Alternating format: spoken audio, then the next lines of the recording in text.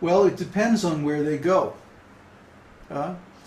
If you have a relationship with someone in this life and you go to the same destination in the next life, according to your karma, I suppose it's possible to have a relationship.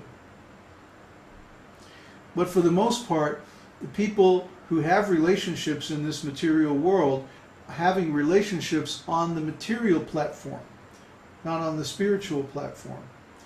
So those people, those relationships don't last. I mean, they don't even last in this world. How can they last into the next world? I'm always kind of amused when people talk about soulmates and stuff like this. And then you ask, well, you know, what kind of relationship do you have? And it turns out it's just a material relationship based on sex or something like this. But a real soulmate would be like Vrishni and Sutapa, who are described in Srimad Bhagavatam. Vrishni and Sutapa, they both had the desire to become the mother and father of Krishna. And so their whole lives they performed devotional service with the aim of becoming Krishna's parents. And so in their next life, they were born as King Nanda and his mother, Yashoda, his wife Yashoda. And they became the mother and father of Krishna, Nanda and Yashoda. But in their previous life, they had worked together with the same spiritual aim. Therefore, their spiritual destiny was the same. In this world, this is very rare. Most people, they have different aims, different purposes, even spiritually. I don't know any of my god brothers, for example, who have the same kind of realization of Krishna that I do. So I'm probably not going to see them in the spiritual world, because they're going to be in a different part of the spiritual world. I'm going to be having my particular kind of relationship with Krishna, and they're going to be off having their relationship. In the spiritual world, our primary relationship is with Krishna, not with anybody else. Those relationships are there, but they're secondary, very secondary. So what would determine if two people who have a relationship now can have a relationship in a future existence would totally depend on their spiritual vision and aspirations and the sadhana that they're doing, the particular spiritual aim that they're cultivating, and the particular mood of service that they are developing towards the Lord. And this is something that's an eternal quality of the soul. It's not something that you can artificially cultivate. For example, if someone's natural quality is to be a servant of the Lord, in, let's say, a Dvorka Lila or something like that, then it would be unreasonable to expect that if you have a different kind of relationship with the Lord, that you would be able to continue that relationship with them in the spiritual world. It's a very complicated subject matter, because it's based on some very high realizations of spiritual moods, which most people don't understand because they haven't read the Nectar of Devotion. The Nectar of Devotion describes all these things in detail. Who else? Swati asks, does a soul have any choice in picking the species family that will be born in? No. No, our karma is determined by higher authorities. But of course, in the sense that we can change the activities that we're performing in this lifetime, in that way we have a choice. Like if someone is smoking and drinking and eating meat and taking drugs and having sex and all that, there's no way they can expect to have a human birth in the next life. No way. But if someone wants a human birth in the next life, at the very least, they have to be a religious person. And according to Vedic standards, that means no killing, no stealing, telling the truth, study the Vedas, performance of religious rituals. That's the minimum standard for a human life in the next birth. Everybody else is going to a hellish existence in the next life. You know, I'm sorry, I wish it wasn't that way, but that's the way it is. That's what the Vedas say, so we have to accept that. Okay, then Neville has a question. Babaji, you mentioned that the self-realized person does not need to take shelter of any scriptural practices.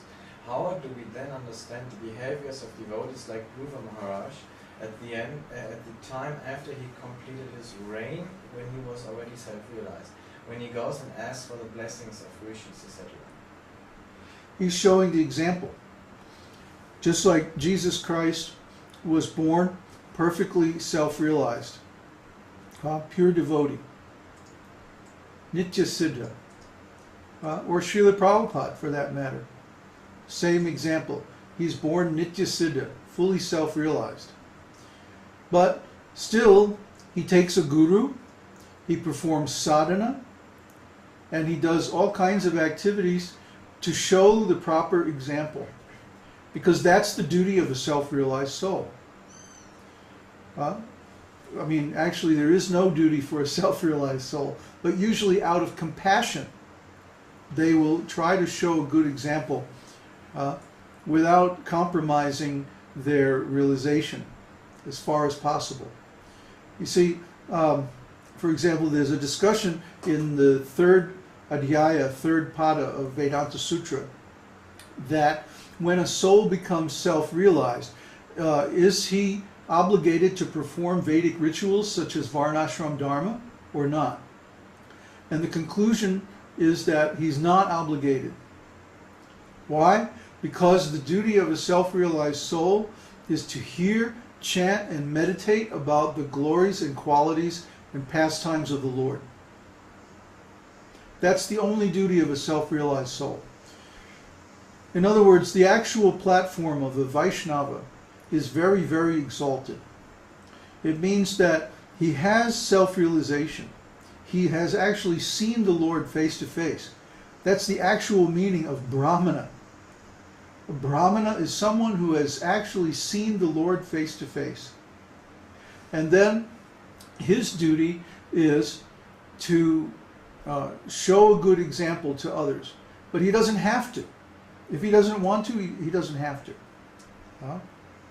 But out of compassion, we see that usually they teach, or they preach, or they perform Vedic rituals, or write books, or do something to help the other spirit souls. But actually, that's not their duty. Their only duty is to glorify and contemplate the Supreme, according to their realization. That's why we often see that self-realized souls act very eccentrically. Like Vamsidas Babaji and people like that. They don't actually follow all the rules and regulations. Why? Because they already got the benefit of following the rules and regulations. Just like if I take a bath and clean myself very nicely, then I don't have to go back and take another bath. Why? Because I'm clean.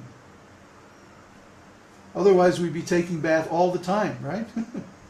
So if there's no necessity for purification, then why should someone spend all that time and energy performing rituals for purification? They're already pure. So the self-realized soul, their only duty is to glorify the Lord and contemplate and worship Him. And they can do that externally or internally. Usually they choose to do it internally. Why? It's simply easier. So then, what do they do externally? Well, they can do anything they like. That's according to Vedanta Sutra.